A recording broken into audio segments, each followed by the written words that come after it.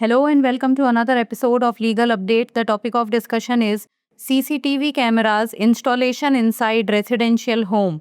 Why in news?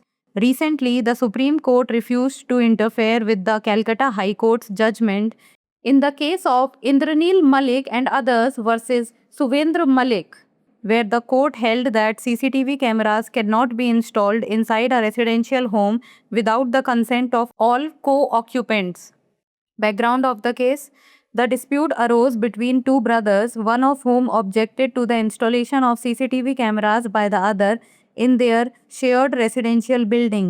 The CCTV cameras were proposed to be installed to monitor valuable property and rare antiques for security purposes. The objecting brother argued that installing CCTV cameras inside the shared residence violated his right to privacy and autonomy. The Calcutta High Court ruled that installing CCTV cameras in the residential portion of a house without the consent of all occupants infringes upon their right to privacy, which is protected under Article 21 of the Indian Constitution. Court observation: the bench of Justice Dipankar Datta and Justice Manmohan dismissed the special leave petition, referring to Justice K.S. Puttaswamy and others versus Union of India case. The court emphasized that privacy is an intrinsic part of the right to life and personal liberty. The court ordered the removal of 5 CCTV cameras installed within the residential portion of the house, as it was infringing the co-occupants' right to privacy and dignity. Earlier, the Calcutta High Court held that the installation of CCTV cameras violated the right to privacy of the co-occupant. Legal provisions: Article 21 of the Indian Constitution guarantees the right to life and personal liberty, including the right to privacy as a fundamental right, as per the Supreme Court's ruling in the Puttaswamy case. As per the Supreme Court, the dignity, autonomy, and identity of an individual shall be respected and cannot be violated in any condition. International Covenant on Civil and Political Rights recognizes the right to privacy as a fundamental human right. Case law: Justice K.S. Puttaswamy, retired versus Union of India 2017. The Supreme Court recognized the right to privacy as a fundamental right under Article 21 of the Indian Constitution, protecting individual dignity, autonomy, and identity. Now it's time for the practice question. The International Covenant on Civil and Political Rights recognizes the right to privacy as a natural right, a civil right, a fundamental human right, or a constitutional right. Send the answer of this question in the comments below. That's all for today. Thank you so much for watching. आवासीय घर के अंदर CCTV कैमरे का installation चर्चा में क्यों?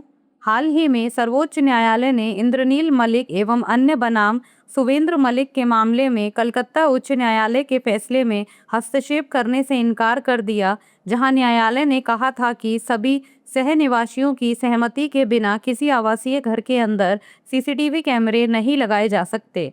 मामले की पृष्ठभूमि: यह विवाद दो भाइयों के बीच उत्पन्न हुआ, जिसमें से एक ने दूसरे भाई द्वारा अपने साझा आवासीय भवन में सीसीटीवी कैमरे लगाए जाने पर आपत्ति जताई थी।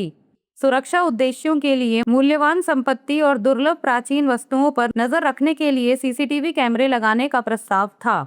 आपत्ति जताने वाले भाई ने तर्क दिया कि साझा आवास के अंदर सीसीटीवी कैमरे लगाना उसकी निजता और स्वायत्तता के अधिकार का उल्लंघन है। कलकत्ता उच्च न्यायालय ने फैसला सुनाया कि किसी घर के आवासीय हिस्से में सभी निवासियों की सहमति के बिना सीसीटीवी कैमरे लगाना उनकी निजता के अधिकार का उल्लंघन है, जो भारतीय संविधान के अनुच्छेद 21 के तहत संरक्षित है। न्यायालय की टिप्पणी: न्यायमूर्ति दीपांकर दत्ता और न्यायमूर्ति मनमोहन की पीठ ने विशेष अनुमति याचिका खारिज कर दी। न्यायमूर्ति के.एस. पुट्टास्वामी और अन्य बनाम भारत संघ मामले का हवाला देते हुए न्यायालय ने इस बात पर जोर दिया कि निजता, जीवन और व्यक्तिगत स्वतंत्रता के अधिकार का अभिन्न अंग है। न्यायालय ने मकान के आवासीय हिस्से में लगे 5 सीसीटीवी कैमरों को हटाने का आदेश दिया, क्योंकि यह सह निवासी की निजता और सम्मान के अधिकार का उल्लंघन कर रहा था। इससे पहले कलकत्ता उच्च न्यायालय ने माना था कि सीसीटीवी कैमरे लगाने से सह निवासी की निजता के अधिकार का उल्लंघन होता है। कानूनी प्रावधान: पुट्टास्वामी मामले में सर्वोच्च न्यायालय के फैसले के अनुसार भारतीय संविधान का अनुच्छेद 21 जीवन और व्यक्तिगत स्वतंत्रता के अधिकार की गारंटी देता है, जिसमें मौलिक अधिकार के रूप में निजता का अधिकार भी शामिल है।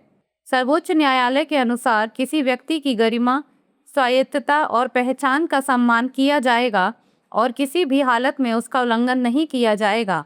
नागरिक और राजनीतिक अधिकारों पर अंतर्राष्ट्रीय वाचा गोपनीयता के अधिकार को एक मौलिक मानव अधिकार के रूप में मान्यता देती है। संबंधित केस न्यायमूर्ति के.एस. पुट्टास्वामी बनाम भारत संघ 2017। सर्वोच्च न्यायालय ने भारतीय संविधान के अनुच्छेद 21 के तहत निजता के अधिकार को मौलिक अधिकार माना है, जो व्यक्तिगत गरिमा, स्वायत्तता और पहचान की रक्षा करता है। अब बारी है अभ्यास प्रश्न की। नागरिक एवं राजनीतिक अधिकारों पर अंतर्राष्ट्रीय वाचा गोपनीयता के अधिकार को इस रूप में मान्यता देती है: एक प्राकृतिक अधिकार, एक नागरिक अधिकार, एक मौलिक मानव अधिकार या एक संवैधानिक अधिकार। आप इस प्रश्न का उत्तर कमेंट सेक्शन में दे सकते हैं। आज के लिए इतना ही। धन्यवाद।